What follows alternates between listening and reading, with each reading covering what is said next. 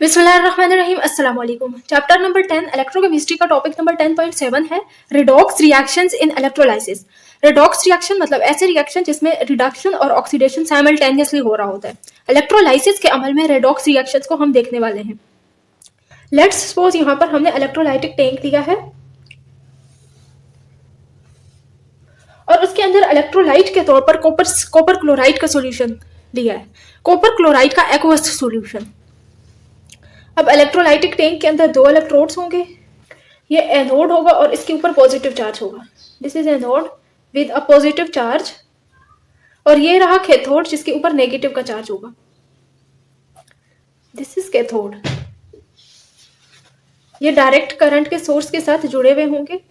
ये बड़ा वाला इलेक्ट्रोड पॉजिटिवली चार्ज होता है और छोटा इलेक्ट्रोड नेगेटिवली चार्ज होता है। अब इसके अंदर कॉपर क्लोराइड का एक्वस सॉल्यूशन है। एक्वस सॉल्यूशन का मतलब है कि इसके अंदर अब कॉपर 2+ का आयन और साथ में 2 क्लोराइड के आयन होंगे और इसी तरह वाटर का मॉलिक्यूल H2O है तो वो टूट जाता है इनटू H+ और हाइड्रोक्साइल आयन। ये 2 पॉजिटिवली चार्ज्ड आयन होंगे और 2 नेगेटिवली चार्ज्ड आयन होंगे। अब पॉजिटिवली चार्ज्ड आयन जो है वो इस कैथोड के ऊपर आएंगे और यहाँ पर रिड्यूस हो जाएंगे, यानी कैथोड से इलेक्ट्रॉन ले लेंगे और इनका पॉजिटिव चार्ज खत्म हो जाएगा। और जो नेगेटिवली चार्ज्ड आयन है वो इस एनोड के ऊपर आकर ऑक्सीडाइज हो जाएंगे। ये 2 नेगेटिवली चार्ज्ड आयंस इस एनोड के ऊपर आएंगे और ऑक्सीडाइज हो जाएंगे। अब इधर हम कैथोड और एनोड के रिएक्शंस देख लेते हैं। इस साइड पे एनोड है और इस साइड पे कैथोड है। एनोड पे ऑक्सीडेशन का अमल होगा और कैथोड पे रिडक्शन का अमल होगा। इस इलेक्ट्रोड पे नेगेटिवली चार्ज्ड आयन आएंगे, जैसे क्लोराइड। 2 मोल्स ऑफ क्लोराइड इधर आएगा और इलेक्ट्रॉन देकर क्लोरीन गैस बना देगी और साथ में 2 मोल्स ऑफ इलेक्ट्रॉन रिलीज होंगे। इसके अलावा 4 मोल ऑफ हाइड्रोक्साइल आयन आएंगे तो इसके नतीजे में इसके ऑक्सीडेशन के नतीजे में ऑक्सीजन गैस बनेगा और साथ में 2 मोल्स ऑफ वाटर बनेंगे और साथ में 4 मोल्स ऑफ इलेक्ट्रॉन बनेंगे। और इधर कैथोड पे जो रिडक्शन का अमल हो रहा है इसमें क्या सीन होगा, कॉपर आएगा जो कि पॉजिटिवली चार्ज्ड है, ये 2 मोल्स ऑफ इलेक्ट्रॉन लेकर रिड्यूस हो जाएगा।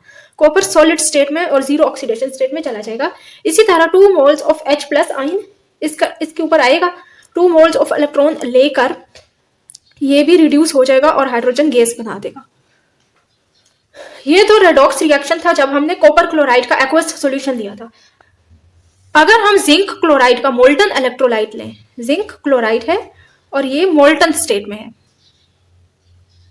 जब मोल्टन स्टेट में है तो इसमें 2 किस्म के आयन्स बनेंगे। एक जिंक का आयन होगा, ये टूटकर Zn2+ का आयन बनाएगा और साथ में 2 मोल्स ऑफ क्लोराइड के आयन बनाएगा। एनोड में ये नेगेटिवली चार्ज्ड क्लोराइड के 2 मोल्स आएंगे और ये इलेक्ट्रॉन्स को दे देंगे और क्लोरीन गैस बना देंगे और साथ में ये 2 मोल्स ऑफ इलेक्ट्रॉन निकल जाएंगे।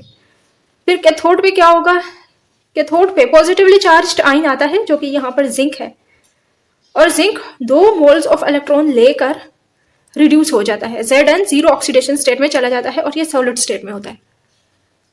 तो जब मोल्टन जिंक क्लोराइड लेंगे सिर्फ 2 किस्म के आयन होंगे और सिर्फ इन्हीं 2 किस्म के आयन्स का ऑक्सीडेशन और रिडक्शन होगा। और जब हम किसी साल्ट का एक्वस सॉल्यूशन लेते हैं तो उस साल्ट के आयन्स के अलावा पानी के जो मॉलिक्यूल है उसके भी आयन्स होते हैं, यानी H+ का आयन और हाइड्रोक्साइल का आयन। Quick check 10.4। इस 10.4 में हमें एक सवाल दिया गया है जिसमें हमने मोल्टन कॉपर 2 ब्रोमाइड का इलेक्ट्रोलाइसिस करवाना है। मोल्टन कॉपर 2 ब्रोमाइड, इसका सॉल्यूशन है और हमने इसका इलेक्ट्रोलाइसिस करवाना है। तो सबसे पहले यहाँ पर इलेक्ट्रोलाइटिक टैंक ड्रा कर लेते हैं समझाने के लिए। वैसे इसके सवाल के जवाब में ये टैंक ड्रा करने की जरूरत नहीं है, ये सिर्फ समझाने के लिए है। तो इस टैंक के अंदर इस तरह से 2 इलेक्ट्रोड रखे हुए होंगे। ये पॉजिटिवली चार्ज्ड इलेक्ट्रोड होगा जो एनोड कहलाएगा और ये नेगेटिवली चार्ज्ड इलेक्ट्रोड है जो कैथोड कहलाएगा। This is cathode and this is anode. और यहाँ पर इलेक्ट्रोलाइट के तौर पर मोल्टन कॉपर 2 ब्रोमाइड का सॉल्यूशन है। कॉपर 2 ब्रोमाइड यानी कॉपर Br2+, यानी CuBr2।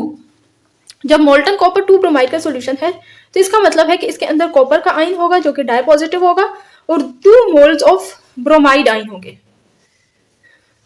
अब ये पॉजिटिवली चार्ज्ड कॉपर जो है ये नेगेटिवली चार्ज्ड इलेक्ट्रोड की तरफ अट्रैक्ट होगा और ये नेगेटिवली चार्ज्ड ब्रोमाइड आयन जो है ये पॉजिटिवली चार्ज्ड इलेक्ट्रोड की तरफ अट्रैक्ट होंगे। जब ब्रोमाइड आयन इस इलेक्ट्रोड के ऊपर आएगा तो किस किस्म का रिएक्शन होगा? तो ये यहाँ पर डायरेक्ट करंट के सोर्स के साथ जुड़े हुए हैं। ये वाला साइड जो है पॉजिटिवली चार्ज्ड है और ये नेगेटिवली चार्ज्ड है।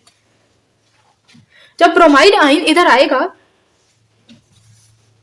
तो ये इलेक्ट्रॉन को गेन करेगा। इलेक्ट्रॉन को गेन करके 2 मोल्स ऑफ ब्रोमाइड है, 2 मोल्स ऑफ इलेक्ट्रॉन को गेन करेंगे तो ब्रोमीन का गैस बनेगा। और इस साइड पे कॉपर आएगा। कॉपर Cu2+ का आयन है और ये 2 मोल्स ऑफ इलेक्ट्रॉन को गेन करके Cu0 ऑक्सीडेशन स्टेट में चला जाएगा और ये सॉलिड स्टेट में होगा। तो हमसे एक सवाल ये पूछा गया है कि सॉल्यूशन के अंदर किस किस्म के आयन्स होंगे, तो उस सवाल का जवाब ये है, यानी पहला सवाल का जवाब ये है, सॉल्यूशन के अंदर कॉपर और ब्रोमीन के आयन्स होंगे। फिर दूसरा सवाल हमसे पूछा गया है कि फॉर्मेशन ऑफ कॉपर किस इलेक्ट्रोड पे होगा, तो ये कैथोड के ऊपर formation of copper in solid state हो रहा है। फिर हमसे कहा गया है कि half reaction which represents the formation of copper, तो उसका जवाब भी ये है। दूसरे सवाल का जवाब ये है कि फॉर्मेशन ऑफ कॉपर कैथोड पे हो रहा है और तीसरे सवाल का जवाब ये है। ये रिएक्शन हमें बताना है जिसके अंदर फॉर्मेशन ऑफ कॉपर हो रहा है। फिर चौथा सवाल हमसे पूछा गया है कि फॉर्मेशन ऑफ ब्रोमीन के लिए हमने इक्वेशन बनानी है, तो ये चौथे सवाल का जवाब है। इस रिएक्शन से हमें पता चल रहा है कि ब्रोमीन कैसे बन रहा है। चैप्टर नंबर 10 इलेक्ट्रोकेमिस्ट्री का टॉपिक नंबर 10.8 है moles of substance deposited during the electrolysis. Electrolysis में इलेक्ट्रोड के ऊपर जो सब्सटेंस डिपॉजिट होता है वो हमें बताना है कि कितनी क्वांटिटी में कोई सब्सटेंस इलेक्ट्रोड के ऊपर डिपॉजिट होता है। जैसा कि हम यहाँ पर पढ़ते हैं कि जो पॉजिटिवली चार्ज्ड आयन होता है वो कैथोड के ऊपर जाकर डिपॉजिट हो जाता है और नेगेटिवली चार्ज्ड आयन एनोड के ऊपर आकर डिपॉजिट हो जाता है। तो कितनी मिकदार में ये आयन डिपॉजिट होगा इसके बारे में हमने कैलकुलेशंस करनी है।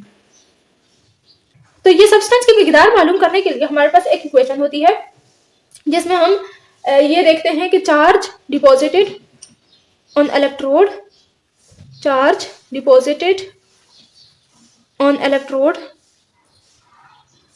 will be equal to the current passed through the solution and time for which the current is passed through the solution।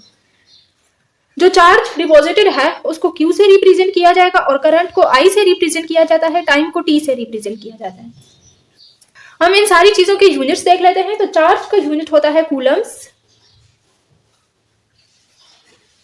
Current का यूनिट है एम्पियर और टाइम का यूनिट है सेकेंड। तो इस इक्वेशन से हमें पता चल रहा है कि charge deposited on electrode will be directly proportional to the current and time for which this current is passed. फिर एक पैराग्राफ है जिसमें हमें कहा गया है कि क्वांटिटी ऑफ इलेक्ट्रिसिटी या इलेक्ट्रिसिटी की क्वांटिटी को, इस चीज का जो यूनिट है वो फेरेडे है। इलेक्ट्रिसिटी की क्वांटिटी बुनियादी तौर पर मूवमेंट ऑफ चार्ज या फिर मूवमेंट ऑफ इलेक्ट्रॉन होते हैं। मूवमेंट ऑफ चार्ज, और चार्ज भी कैसा होना चाहिए, मोनो पॉजिटिव, या फिर मूवमेंट ऑफ इलेक्ट्रॉन। और इस क्वांटिटी का जो यूनिट होता है वो होता है फेरेडे। और फिर 1 फेरेडे को डिफाइन किया गया है कि 1 Faraday is the quantity of electric current carried by 1 mole of electron or 1 mole of monopositive ions। Electricity की क्वांटिटी है उसका एक यूनिट फेरेडे है और दूसरा यूनिट उसका कूलम्स है। कूलम्स और फेरेडे को हम रिलेट कर सकते हैं। 1 फेरेडे बराबर होता है 96,500 कूलम्स।